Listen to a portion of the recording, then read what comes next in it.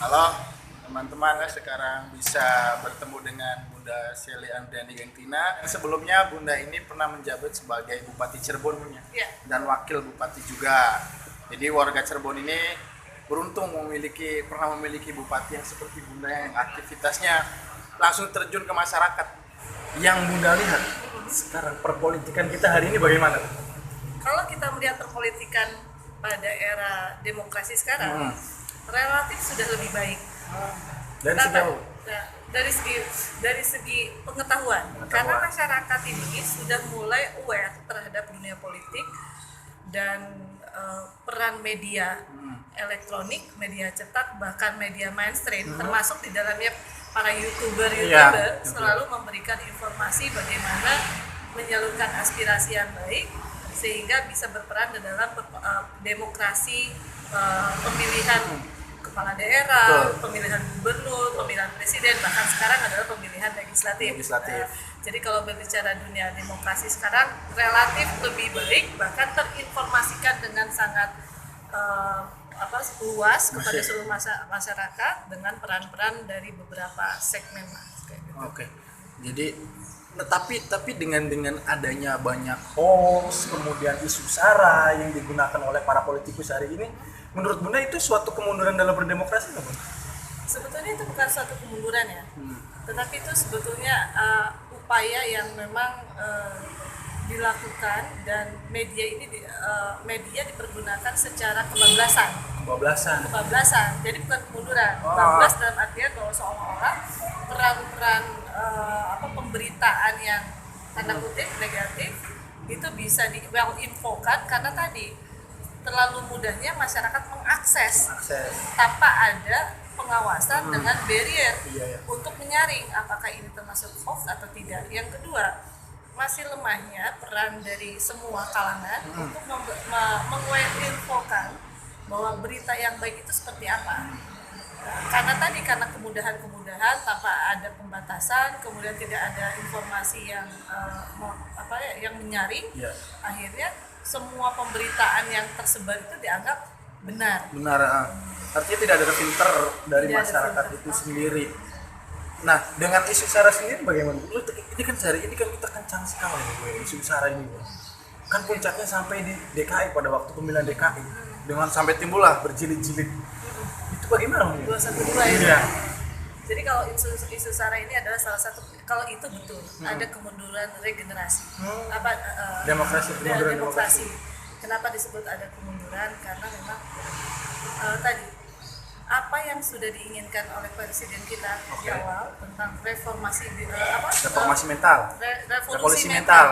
Revolusi mental ini adalah salah satu wadah bagaimana kita menciptakan generasi-generasi yang akan datang untuk lebih baik secara sumber daya manusia, dan dia mempunyai jiwa karsa untuk cinta tanah air. Isu sara seharusnya sudah tidak berlaku di Indonesia. Bahkan kalau saya berbicara di Dapil Jawa Barat 8, isu sara itu sudah tidak berlaku. Terbukti saya yang meskipun bukan putra daerah, kalau kita berbicara suku, saya asli dari Bandung, tapi ternyata masyarakat Kabupaten Cirebon, Kota Cirebon, termasuk Kabupaten Indramayu, dia bisa menerima saya dan menjadikan saya sebagai anggota DPRD Provinsi 2 periode dari wilayah ini. Kemudian saya sempat menjadi wakil bupati dan PLT bupati. Artinya isu sara, dia mau agamanya apa, dia mau etnis apa, dia mau suku apa, di wilayah Cirebon atau di Jawa Barat 8 ini sudah tidak berlaku. Tetapi kalau bicara secara nasional itu dibuat masif karena tadi hoax dan pemberitaan yang tidak ada filter baik dari pemerintah, termasuk tidak ada antisipasi untuk penangkalan hoax. Baru setelah booming kita melakukan stop hoax, lakukan penyaringan pemberitaan dengan akal sehat. Baru dilakukan upaya-upaya antisipasi melalui peran dunia pendidikan, kemudian peran pemerintahan untuk memberitahukan bahwa hoax itu adalah sesuatu yang akan memecah belah, dan itu memang sudah terjadi. Nah, maka saya bilang ada kemunduran, ada degradasi di bangsa ini. Tetapi kalau dipecahkan lagi ke wilayah-wilayah, tidak semua wilayah terkontaminasi dengan adanya hoax atau mungkin isu-isu sara.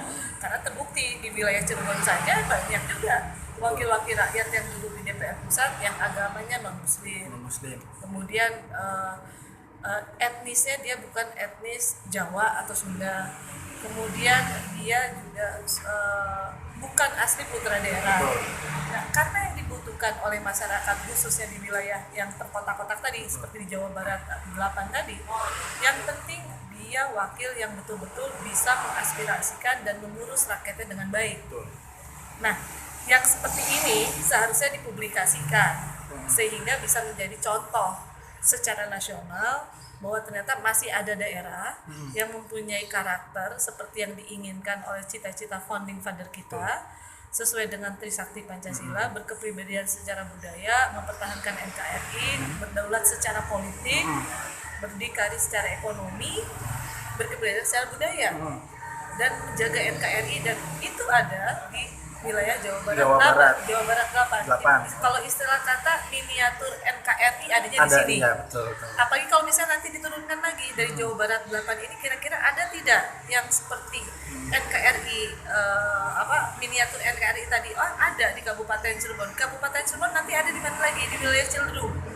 Bahkan di wilayah Ciledug satu kecamatan ada beberapa suku bangsa, ada juga beberapa agama, bahkan dominasi agama non-muslimnya juga sangat banyak.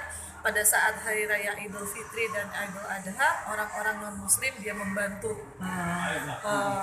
persiapan untuk Idul Fitri. Pada saat Natal, orang-orang muslim membantu mereka, dan itu dijadikan daerah kunjungan studi banding dari beberapa wilayah menyangkut dengan forum kerukunan umat bersatu. Ya, artinya dari masyarakat sendiri tidak ada masalah, no problem dengan lu mau agamanya apa juga terserah. Tapi balik lagi dari elit politik nih, Bu ya. Berarti datangnya dari elit politik.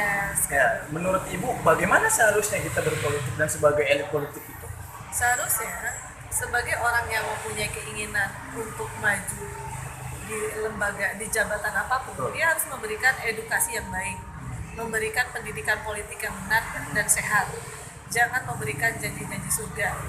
Karena selama ini kalau kita berbicara berapa banyak sih orang yang duduk di lembaga legislatif yang betul-betul sesuai dengan keinginan masyarakat, dan berapa banyak sih keterwakilan di lembaga legislatif yang orang-orang terpilih karena oportunis, artinya dia menghalalkan berbagai macam cara sehingga akhirnya dia bisa terpilih. Nah, itu akibat tadi, karena akibat tidak diberikannya pendidikan politik yang baik. Maka ke depan seharusnya partai politik bisa menyaring siapa sih orang-orang yang akan dicalonkan sebagai calon, sehingga mereka ini juga bisa memberikan edukasi yang baik. Dan saya sangat merasakan sekali sekarang alamnya sudah berbeda. Kenapa alam ini berbeda?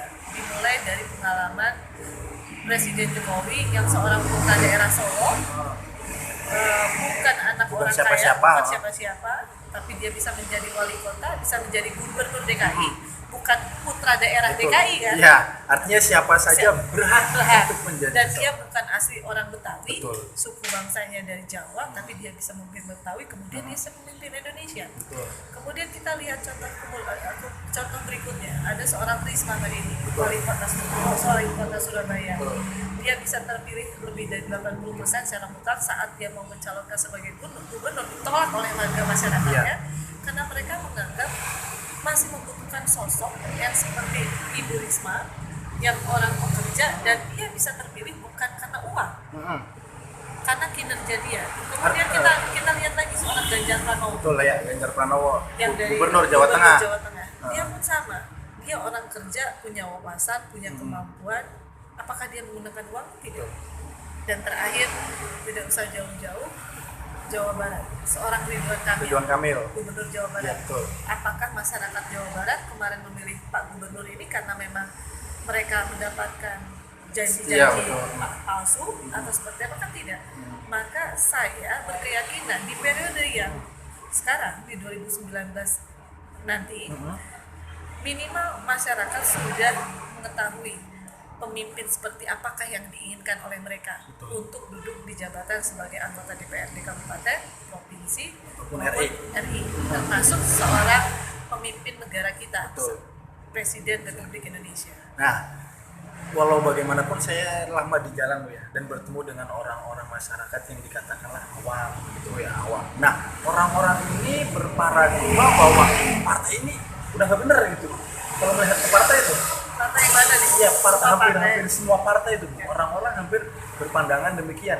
Maaf, tapi balik lagi orang tuh kayaknya lebih ke sosoknya, lebih Yes. ke tokoh, ke sosok itu Jadi bagaimana? perlu saya sampaikan, sistem berdemokrasi di negara kita ini sampai saat ini mengajarkan bahwa orang bisa menjadi pemimpin harus melalui partai politik. Betul. Jadi kalau untuk menjadi anggota DPRD kabupaten, provinsi maupun DPR pusat, Betul. maka dia harus diusung oleh partai politik. Partai politik. Kecuali untuk menjadi DPD RI, dia independen karena ketokohan dia di wilayahnya.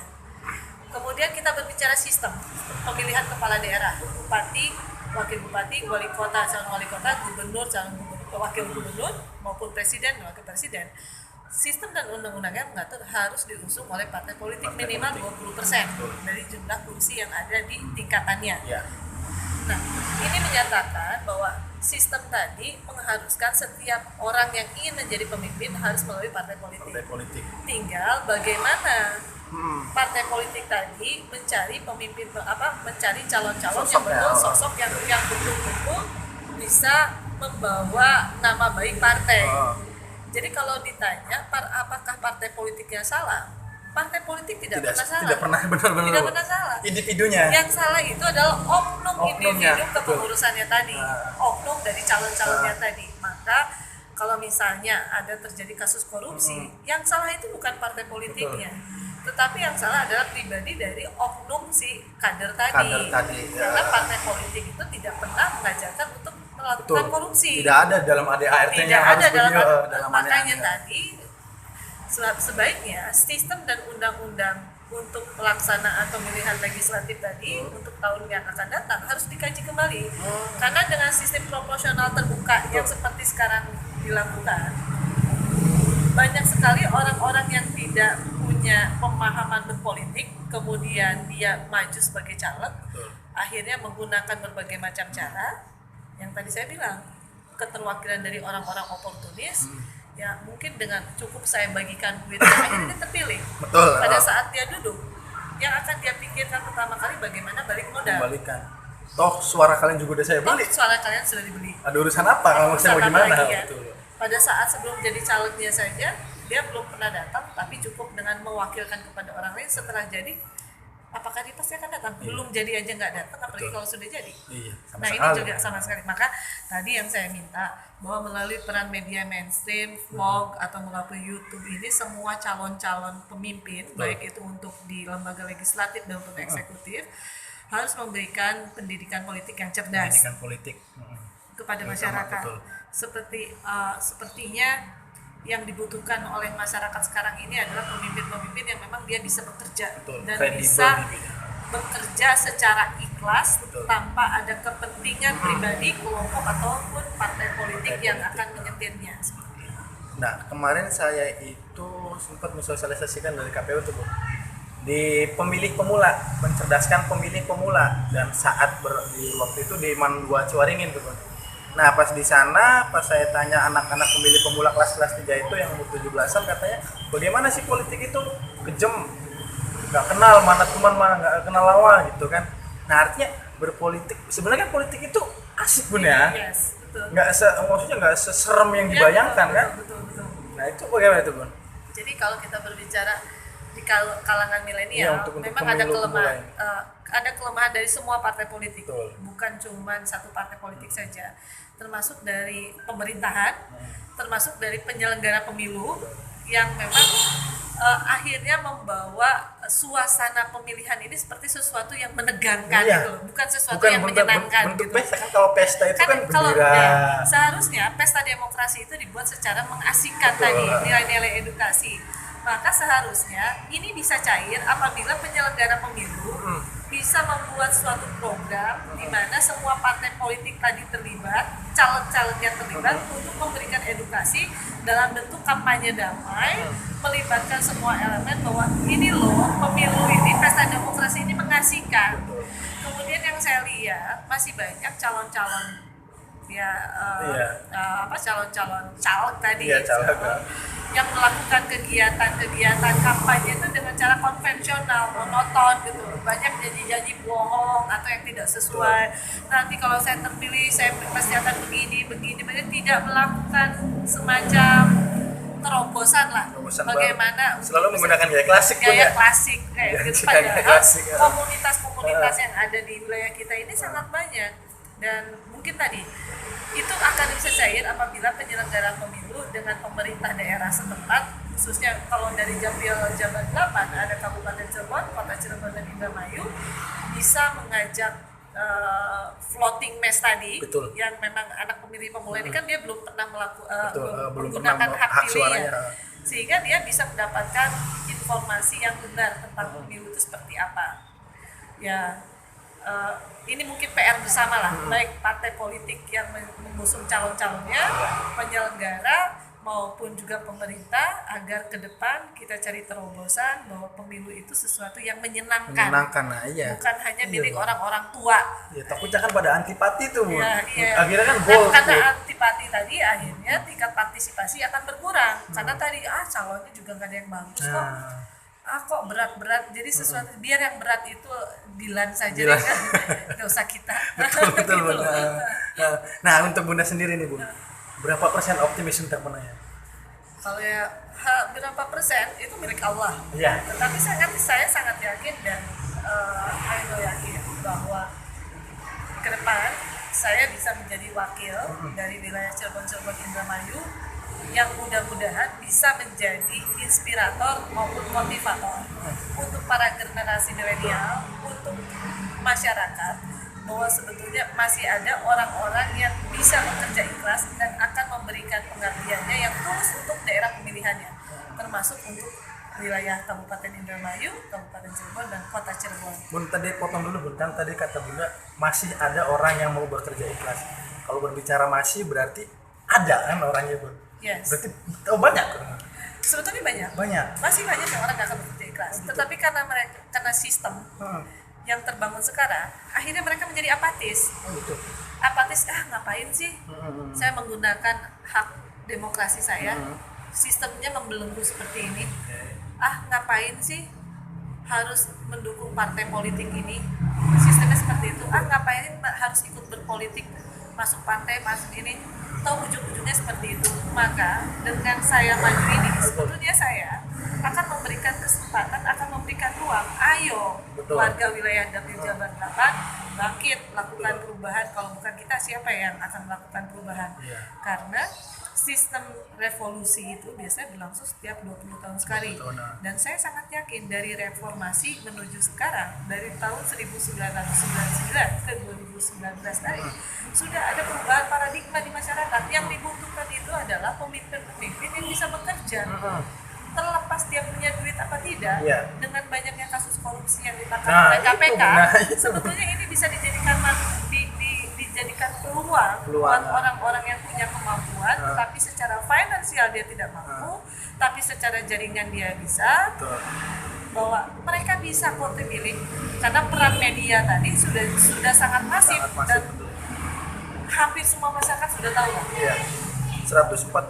hampir 143 juta warga Indonesia memegang handphone. Dan semuanya informasi ada di handphone.